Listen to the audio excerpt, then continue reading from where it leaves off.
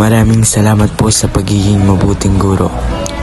Dahil po sa inyo, marami po kaming natutunan, hindi lang sa lessons tungkol sa K-12 at senior high school, kundi pati na rin sa pagiging disiplinado sa sarili, paggawa ng tamang desisyon at kung paano maging mabuting tao sa kapwa.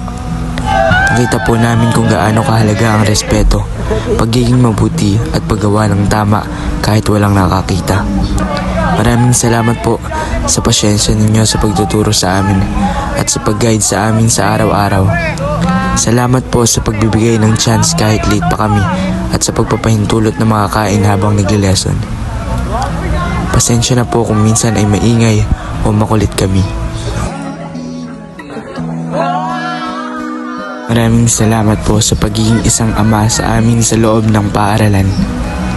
Naniniwala kami na ang pagkakataong matuto mula sa inyo ay hindi kailan natatapos. Alam namin sa tuwing kami ay babalik, tatanggapin niyo kami sa isang lugar na alam naming ligtas at kung saan kami ay pinapakinggan at inuunawa. Sa isang makabuluhang taon ng pag-aaral kasama kayo, hindi lamang kaalaman tungkol sa eskwela ang aming natutunan, kundi pati mga aral tungkol sa buhay na aming dadalhin habang kami naglalakbay patungo sa aming pangarap. Hindi namin kayo makakalimutan sapagkat isa kayo sa mga naging gabay at hakbang upang makarating kami sa aming patutunguhan. Noong unang quarter pa lamang, marami na sa amin ang walang gaanong pakialam sa tunay na buhay at realidad. Ngunit habang lumilipas ang taon ng pag-aaral, unti-unti naming natututunan ang mga bagay na mas mahalaga, mga aral na dadalhin namin habang buhay.